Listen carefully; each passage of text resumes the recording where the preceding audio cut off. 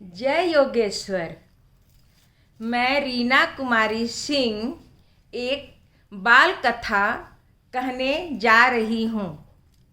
तो सुनो सुनो बच्चों, हमारे यहाँ वृद्ध दादा दादी रहते हैं। वे 65 साल से भी ज़्यादा उम्र के होते हैं। उनको सीनियर सिटीजन कहा जाता है। बस में, ट्रेन में या प्लेन में उन्हें अग्र स्थान दिया जाता है और टिकट भाड़े में भी उन्हें सहूलियत दी जाती है। ऐसे वृद्ध लोगों को सभी जगह आदर सम्मान होता है। जानते हो इसके बारे में तुमने कभी सोचा है? चलो इस विषय के मूल में रहित एक कहानी सुनाते हैं। सालों पहले की बात है। बसाठ काढ़ा आदिवासी राज्य में राजशाही चलती थी। राजशाही अर्थात राजा जो करे वह नियम बन जाए। इसमें राजा को जो मन करता था वह करता था, चाहे वह योग्य हो या अयोग्य हो। एक बार राजा ने सोचा कि इंसान वृद्ध होकर सबका बोझरूप बन जाता है। वह कोई काज तो करता नहीं है, खाता है और पड़ा रहता है। देश के लिए भी कुछ नहीं करता। इसलिए राजा के मन में विचार आया कि क्यों न 65 साल से ज़्यादा उम्र के वृद्ध लोगों को पर्वत से ढकेल कर नीचे गिरा दिया जाए, मार दिया जाए। इससे जनसंख्या भी कम हो जाएगी। राजा के मन में यह विचार आते ही उसने 2 सिपाहियों को राज्य के प्रत्येक घर में यह संदेश देने के लिए भेजा कि 65 साल से ज़्यादा उम्र के जो वृद्ध हैं उन्हें पर्वत से नीचे गिरा दिया जाएगा और यह राजा का फरमान है। और सिपाहियों को बोला गया कि जाकर घर घर में देखो कि ऐसा कितने लोग हैं। उसी गांव में, उसी राज्य में एक पिता और पुत्र रहते थे। पुत्र का नाम मानिया था। पिता पुत्र एक दूसरे को बहुत चाहते थे, बहुत प्रेम करते थे। इसका वर्णन ही नहीं किया जा सकता। उनकी एक पुत्र बधू और एक पौत्र भी था। वे 2 लोगों में अपार प्रेम था। वे लोग रात भर प्रेम से बातें करते रहे, क्योंकि वृद्ध को फिर दिन में फिर घर में नहीं रहने दिया जाएगा। भूल या गलती हो तो फांसी की सजा होगी। सुबह 2 सिपाही आया और कहा कि घर में रहने का समय का अंत हो गया है। सभी लोगों को बहुत व्यथा हुई। पुत्र ने अपने पिता को दूसरे दिन कंधे पर उठा लिया। पहचान वालों ने आकर फूल दिए और गला में माला पहनाया। चौकीदार ने उन लोगों का नाम दर्ज किया और पिता को कंधे पर लेके पुत्र आंख में आंसू भरे हुए पर्वत में चढ़ने लगा। पिता वृक्ष से एक एक पत्ता तोड़ तोड़ कर गिराते जाता था, ताकि पुत्र को वापस लौटते समय आने में आसानी हो। सूर्यास्त हो गया। पिता और पुत्र पहाड़ पर जब गए तो पिता और पुत्र एक दूसरे में लिपट कर बहुत रोए। पुत्र ने सोचा कि जिस पिता ने मुझे पाल पोस कर बड़ा किया, अपने दुख सहकर हमें सुख दिया, आज मैं इसके साथ कैसा बर्ताव करने जा रहा हूँ। उसने अपने पिता को बोला कि पिताजी वापस घर चलो, जो होना होगा वो हम देख लेंगे। पिता ने कहा कि बेटा वापस लौट जाओ, मुझे छोड़कर वापस लौट जाओ। लेकिन पुत्र नहीं माना। उस समय आधी रात बीत चुकी थी। उसने अपने पिता को लेकर नगर के दूसरे रास्ते से घर वापस आ गया। यहाँ जब वह आया तो पुत्र बधू का बुरा हाल था। रोते रोते आँख सूज गई थी। उसने अपने ससुर का पांव छुआ और बोला, अच्छा किए पिताजी कि आप आ गए, जो होना होगा देखा जाएगा। पौत्र का तो खुशी का ठिकाना नहीं था, वह तो खुशी से एकदम पागल हो गया। उसके बाद उन लोगों ने घर के पीछे तरफ सुरंग बनाया और पुत्र ने अपने पिता को उस सुरंग में छिपा कर रखा। यह घटना होने के 2 साल बाद एक घटना घटी। नजदीक के एक पहलवान गांव के राजा ने सिपाही को भेजकर यह खबर भेजा कि मैं 3 प्रश्न भेज रहा हूँ, इसका यदि तुम्हारे राज्य में कोई बुद्धिमान है तो इसका उत्तर दे। यदि इसका उत्तर नहीं दिया देगा तो मैं लड़ाई चालू कर दूंगा, और यदि यह युद्ध होता तो यह निश्चित था कि यह राज्य हार जाता और यह राज्य हाथ से निकल जाता। 1-2 बुद्धिमान विद्वान लोगों ने इस प्रश्न को सुनकर उत्तर देने का प्रयास किया, लेकिन वे सफल नहीं हुए। उसके बाद वहाँ के सिपाहियों को हफ्ता भर का समय मांगा गया। उसके बाद यह ढिंढोरा पीटा गया कि जो इस 3 प्रश्न का उत्तर देगा उसे बड़ा इनाम दिया जाएगा।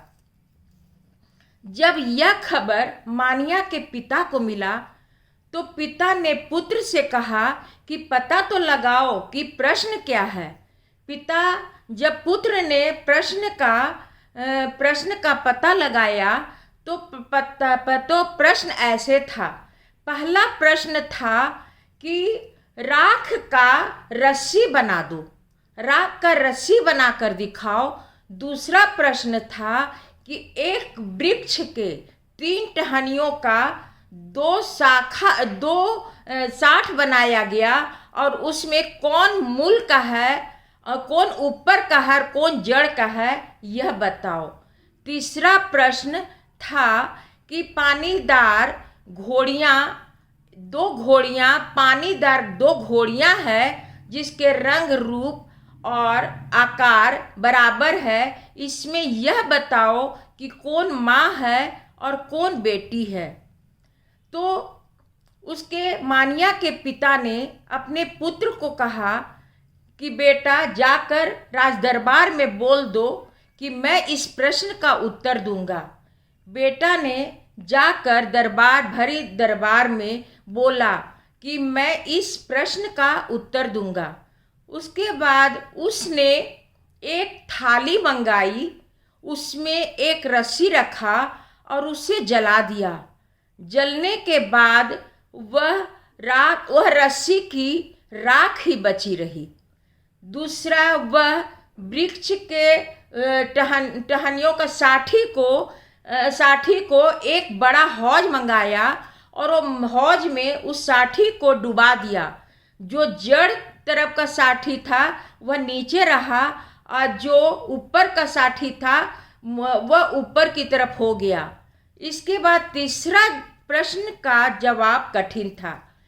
तो 2 पानीदार घोड़ियाँ को उनके रंग रूप आकार बिल्कुल बराबर थे, यहाँ तक कि अश्व वाला भी उन लोगों को नहीं पहचान सकता था कि कौन माँ है और कौन बेटी है। लेकिन उसको दोनों घोड़ियाँ पर सवार हो करके 2-3 चक्कर राज्य का लगाया गया। जब खूब चक्कर लगा दिया गया तो घोड़ियाँ जब थक गई तो बैठी। वो लोग पसीने से तरबतर हो गई थी। उस समय थका हुआ दोनों घोड़ियों में एक घोड़ी को प्यार से चाटने लगा। तो जो चाट रहा था वह घोड़ी माँ थी और जो घोड़ी को चाट रहा था वह बेटी थी, क्योंकि माँ हमेशा बेटी को प्यार करती है। इस प्रकार तीनों प्रश्न का उत्तर मानिया ने अच्छी तरह दे दिया। यह देखकर वहाँ के जो आए थे सिपाही के साथ राजा के आदमी, वह बहुत खुश हुए। उन्होंने राजा से मित्रता का हाथ बढ़ाया और खुश होकर चले गए।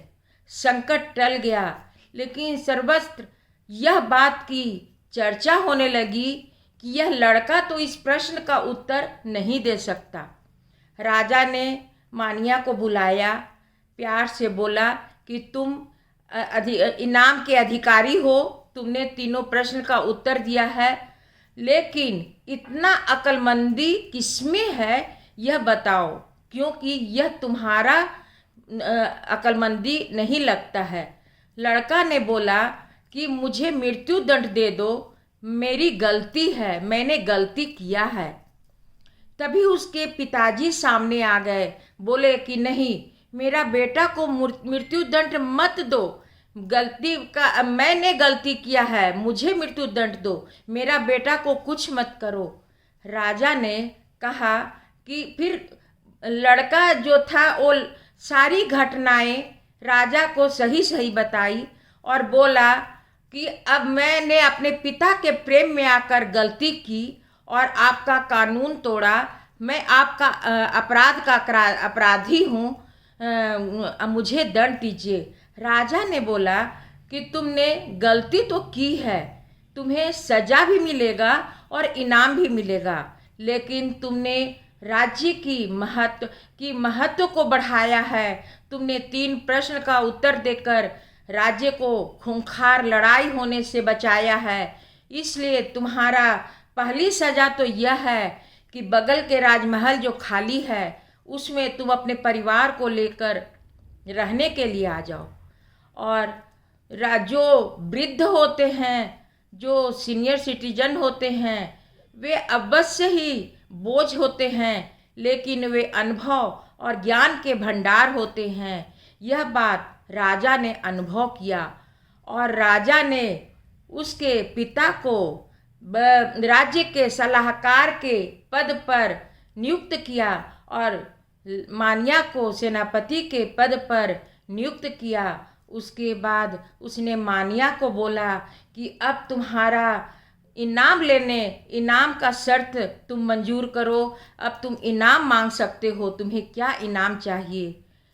मानिया ने कहा कि वृद्ध ज्ञान के भंडार होते हैं, इसलिए आपने जो कानून चलाया है कि सभी वृद्धों को पर्वत से नीचे ढकेल कर मार दिया जाए, तो आप इस कानून को अपने वापस लीजिए, रद्द कीजिए। तो राजा ने यह बात, और सभी वृद्धों को मान और सम्मान मिलना चाहिए। तो राजा ने बोला कि ठीक है, तुम्हारा यह शर्त भी हमें मंजूर है, और राजा ने कानून को रद्द कर दिया कि वृद्धों को पर्वत से ढकेल कर नीचे मारा जाए, और उसने सभी वृद्धों को मान और सम्मान देने का उसके शर्त को खुशी खुशी मंजूर किया। धन्यवाद। इस प्रकार बच्चों को, बड़ों को आदर सम्मान करना चाहिए, इससे मिला हुआ यह कहानी है।